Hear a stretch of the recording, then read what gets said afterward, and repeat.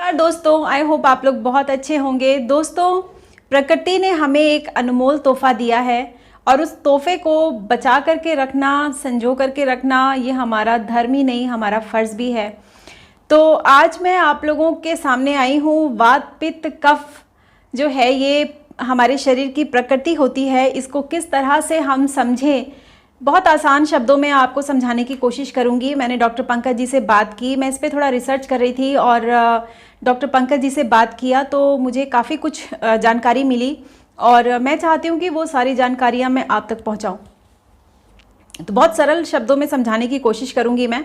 वात पित्त कफ जो है वो हर इंसान जब पैदा होता है तो वो अपने साथ लेकर पैदा होता है।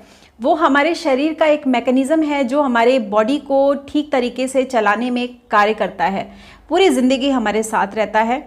और ये इसको जो रिलेट किया गया है वो हमारे नेचर के साथ रिलेट किया गया है। आप सभी को पता है कि हमारा शरीर जो बना हुआ है वो पंच तत्वों से बना हुआ है। आपको पता ही है, नेचुरोपैथ इस बात को हमेशा बोलते हैं कि हमारा शरीर पंच तत्वों से बना हुआ है।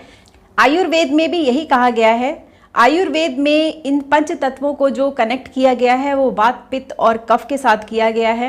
अगर आप किसी इंसान के दोष को समझ लें तो आप उसका पूरा कैरेक्टर, पूरा उसकी पसंद नापसंद सब कुछ आपको पता चल जाती है। तो जब आप किसी आयुर्वेदिक डॉक्टर के पास जाते हैं जो बहुत एक्सपीरियंस्ड होते हैं, आप जैसे ही उनको कुछ बताते हैं या अपनी नाड़ी दिखाते हैं वो आपकी पूरी कुंडली खोल के रख देते हैं, सब कुछ बता देते हैं आपके कैरेक्टर के बारे में कि आपको क्या अच्छा लगता है, क्या नहीं अच्छा लगता है, कैसा माहौल आपको पसंद है, कैसी आपकी थिंकिंग है, वो सारी चीज़ें आपको बता देते हैं। और आप हैरान हो जाते हैं कि वाओ, वो ऐसा क्या उनको पता है। ये अमेज होते हैं हम लोग।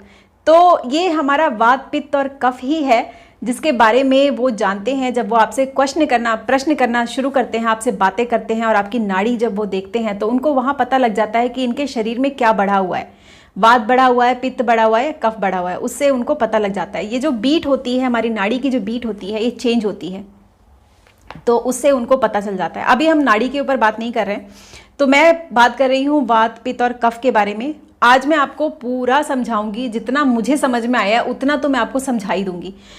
तो पंच तत्वों को मैंने आपको बोला कि वात पित्त कफ के साथ कनेक्ट किया गया है। अब जो ये दोष हैं, वात जो है, वात को कनेक्ट किया गया है वायु के साथ और स्पेस के साथ, स्थान के साथ। और जो पित्त है उसको कनेक्ट किया गया है फायर और जल के साथ, मतलब अग्नि और जल के साथ उसको कनेक्ट किया गया है। कफ जो है वो जल और पृथ्वी है।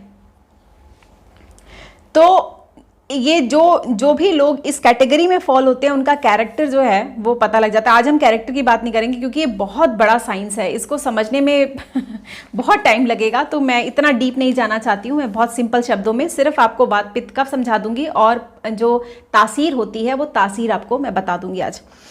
अष्टांग हृदयम में इस बात का पूरा वर्णन है कि वात जो है वो हमारे नाभि से नीचे का हिस्सा होता है। नाभि के नीचे जो हिस्सा आता है, जो ऑर्गन्स आते हैं, वो हमारे वात में फॉल होते हैं। जैसे कि आपका लार्ज इंटेस्टाइन वो वात में आता है, आपके पैर, आपके हाथ वात में आते हैं।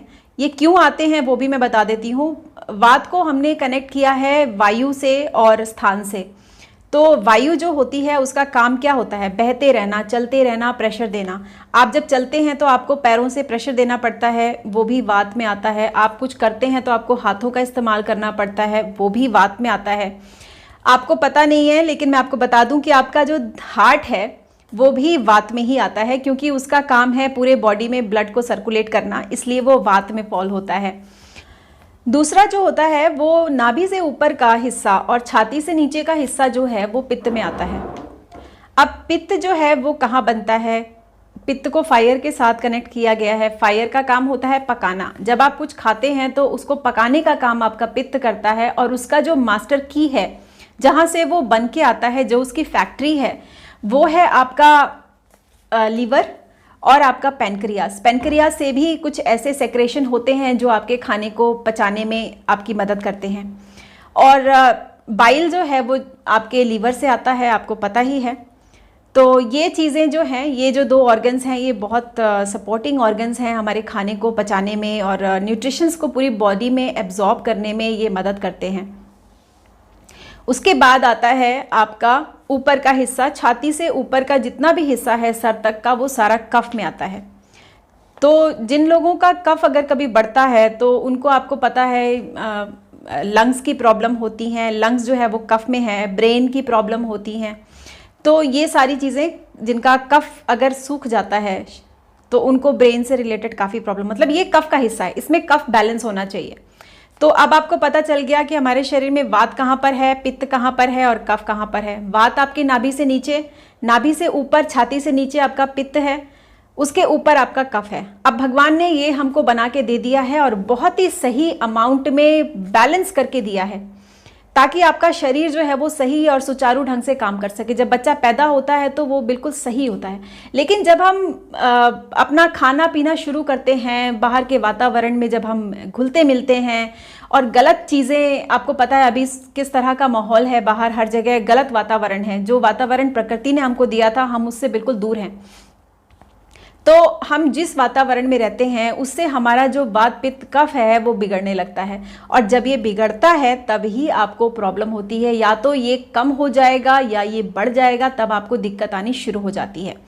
तो आपको सिर्फ इतना ध्यान लगाना है कि आपका वात बढ़ गया या आपका पित्त बढ़ गया या आपका कफ बढ़ गया, कुछ भी इनमें से बढ़ गया तो आपको दिक्कत हो सकती है, या कोई चीज़ इसमें से कम हो जाएगी तो भी आपको दिक्कत हो सकती है। तो बैलेंस भगवान ने बिल्कुल परफेक्ट बैलेंस करके दिया था आपको, तो आपको भी उतना ही उसको मेंटेन करना पड़ेगा, तब जाकर के आपका शरीर सुचारू रूप से काम करेगा।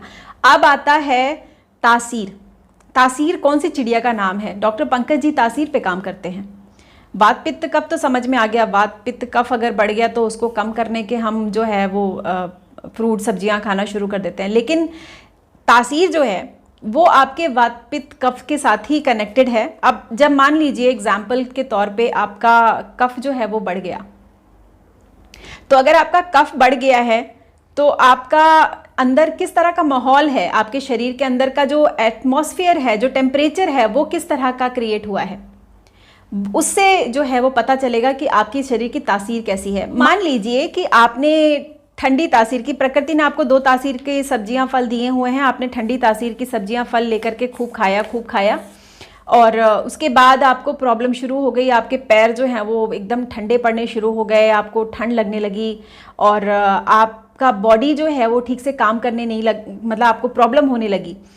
तो अगर आपको ऐसी प्रॉब्लम होती है, आपके पैर बहुत ठंडे पड़ रहे हैं, पैर में बहुत दर्द हो रहा है, हाथों में दर्द हो रहा है, जब सवेरे आप सो के उठते हैं आपके जोड़ों में दर्द शुरू हो गया है, आप इस तरह की अगर आपको प्रॉब्लम आनी शुरू हो जाती है, इसका मतलब आपके शरीर के अंदर का जो तापमान है, जो ऑर्गन्स का तापमान एग्जैक्टली होना चाहिए उससे वो कम है, मतलब वो ठंडी तासीर में जा रहा है, तो आपके ऑर्गन्स ठंडे पड़ रहे हैं।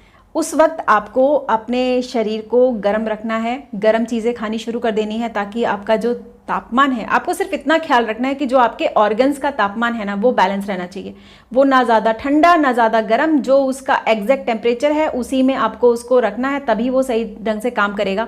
इसमें आपके ऑर्गन्स कॉम्प्रोमाइज़ नहीं करते, क्योंकि आप किसी चीज़ में कॉम्प्रोमाइज़ कर दोगे, आपके अंदर का जो ऑर्गन है ना आपकी बॉडी के, वो कॉम्प्रोमाइज़ नहीं करता, वो इतना समझदार है, उसको सब पता है। आपको सिर्फ उसको सही माहौल देना है, वो अपना काम खुद करेगा, आपको उसे कुछ करने की जरूरत नहीं। ऐसा कोई साइंटिस्ट पैदा नहीं हुआ जो मतलब आपके अंदर के ऑर्गन का जो है फंक्शन उसको मैनेज कर सके, ऐसा कोई मतलब कोई साइंटिस्ट आज तक पैदा नहीं हुआ है। तो आपको सिर्फ उसको सपोर्टिंग जो है एनवायरनमेंट देना है, ताकि वो अपना काम ढंग से कर सके, उसको डिस्टर्ब नहीं करना, बस इतना ही करना है आपको। तो आई होप कि ये आप लोगों को समझ में आ रहा होगा मैं क्या समझाने की कोशिश कर रही हूँ। और मान लीजिए अभी सर्दियों का मौसम है, देखिए भारत में सर्दियों का मौसम है, और सर्दियों के मौसम में क्या होता है, हमारे जोड़ों में दर्द शुरू हो जाता है, हमें बहुत सारी जितने भी मतलब ये जोड़ों से दर्द की प्रॉब्लम है, कमर दर्द, जोड़ों का दर्द और सर्दी जुकाम, ये सारा जो है ये शुरू हो जाता है, क्योंकि आपके शरीर के अंदर जो है तापमान गिरने लगता है, मतलब ठंडा होता है, बाहर भी ठंड है और आपके शरीर के अंदर भी ठंडा होने लग जाता है, बाहर का तापमान इतना ज़्यादा इफेक्ट करता है आपको। तो आपको उस टाइम क्या करना होता है, प्रकृति ने आपको उस टाइम ठंडी के मौसम में प्रकृति आपको ऐसे फल सब्जियां प्रदान करती है जो आपको गर्म रखे, अंदर से गर्म रखे। जैसे बहुत सारी ऐसी क्या नाम ड्राई फ्रूट्स हैं जो गर्मी देते हैं, ऐसे स्पाइसेस हैं जो आपको अंदर से गर्म रखते हैं, क्योंकि आपके ऑर्गन्स को वो प्रॉपर टेम्परेचर चाहिए, तभी वो ढंग से काम कर पाएंगे। अदरवाइज आपको प्रॉब्लम होगी, इधर दर्द उधर दर्द, वो दर्द के फॉर्म में ही अपना बताएंगे ना कि भाई ठीक करो मेरे को, टेम्परेचर दो प्रॉपर, क्योंकि मैं ढंग से काम नहीं कर पा रहा हूँ, इसीलिए वो आपको बताएगा कि मेरे को यहाँ, मतलब आपको दर्द देगा इधर उधर। तो आपको समझना है कि भाई अंदर टेम्परेचर गड़बड़ हो रहा है, उसको ठीक करो। उसके अलावा गर्मी में भी ऐसा ही होता है। आप गर्मी में अगर बहुत ज़्यादा गर्म चीज़ें खा लेते हैं तो आपको फुंसियाँ, फोड़े और बॉडी में स्किन से रिलेटेड आपको प्रॉब्लम आने लग जाती है, बहुत सारी गर्म छाले पड़ने शुरू हो जाते हैं। तो वो आपकी बॉडी आपको बताती है कि भाई साहब इतनी गर्म चीज़ें मत खाओ कि मैं जल जाऊँ अंदर से, तो उतना ही खाओ जितना मैं बर्दाश्त कर सकूं। तो बॉडी आपको सिम्टम्स देता है, पूरी तरह से सिम्टम्स देता है, आपको बताता है अपना टेम्परेचर, वो खुद बोलता है कि भाई अब ज़्यादा हो रहा है ठीक करो इसको, कम हो रहा है ठीक करो इसको। तो सिर्फ आपको इतना ही करना है, अपने बॉडी को अंडरस्टैंड करना है, समझना है। बट जो ये मॉडर्न बच्चे जो हैं, मॉडर्न ज़माने के जो लोग हैं, वो इस बात को नहीं मानते हैं। ज़्यादातर वो डॉक्टर के पास भागते हैं, जाते हैं, और वहाँ पे जब आपको अल्सर आता है, आप डॉक्टर के पास जाते हैं, डॉक्टर ये नहीं बोलेगा कि आपके शरीर के अंदर जो है ना वो पित्त बढ़ गया है, गर्मी बढ़ गई है आपके अंदर, आप उसको ठीक करो। वो ये ऐसा नहीं बोलेगा, वो आपको दवाई पकड़ा देगा और बोलेगा ठीक हो जाएगा, डिटॉक्सिफिकेशन करो ठीक हो जाएगा, इतना ही बोलेगा वो, और आपको कुछ दवाइयाँ लिख के दे देगा। लेकिन आपको पता होना चाहिए कि आपके शरीर में क्या गड़बड़ की है आपने, खाने पीने में क्या गड़बड़। जब तक आप कुछ गलत नहीं खाएंगे आपका टेम्परेचर खराब नहीं होगा। जो भी आप अंदर खाएंगे उसी की वजह से होगा, क्योंकि ऑर्गन तो अपना काम ठीक से कर रहे हैं, आप उसको डिस्टर्ब कर रहे हो ना कुछ कुछ डाल करके, ऊट पटांग चीज़ें। तो यही है तासीर, जो हमारी तासीर होती है वो अपने आपके ऑर्गन्स का जो टेम्परेचर होता है, सही टेम्परेचर जो होता है उसको बैलेंस करना, वो तासीर कहलाता है। और उसी पर हमारे पंकज जी काम करते हैं कि अगर किसी इंसान की तबीयत खराब है तो वो ये नहीं देखते हैं कि उसका वात पित्त बढ़ गया। वात पित्त बढ़ गया वो ठीक है, लेकिन उसके बढ़ने की वजह से उसके ऑर्गन पे क्या इम्पैक्ट पड़ा है, क्या एनवायरनमेंट क्रिएट हो गया है उसके आसपास, ठंडा पड़ रहा है वो ऑर्गन, या उसमें गर्मी ज़्यादा बढ़ गई है, उस हिसाब से फिर वो उसको सही टेम्परेचर दे देते हैं और ऑर्गन अपने आप ठीक से काम करना शुरू कर देता है। आपको लगता है कि मैं बहुत अच्छे तरीके से आप लोगों को नहीं समझा पाई हूँ, अभी भी आपके दिमाग में बहुत सारे प्रश्न हैं, तो आप कमेंट सेक्शन में मुझे बताइए और मैं डॉक्टर पंकज जी को लेकर के आऊँगी। वो खुद अपनी ही ज़बान से आपको और अच्छे ढंग से इसको समझाएंगे कि वात पित्त कफ कैसे काम करता है, क्या होता है एग्जैक्टली। वैसे मैंने बहुत अच्छे से समझाने की कोशिश करी है, जितना मैं समझ सकती थी उतना मैंने आपको समझाया है। आई होप आप लोगों को रियली में समझ में आ गया होगा। बहुत सिंपल साइंस है, लेकिन येट इट्स वेरी कॉम्प्लिकेटेड। ये बहुत बड़ा साइंस है, इसको समझने में बहुत टाइम चाहिए, क्योंकि इसमें बहुत कुछ है। वात पित्त कफ में ही सारा कुछ छुपा हुआ है, तो वो बहुत बड़ी चीज़ है। बाकी तासीर जो है वो वात पित्त कफ के बढ़ने से जो तासीर पैदा होती है उस पे काम किया जाता है, उस पे हमारे पंकज जी काम करते हैं।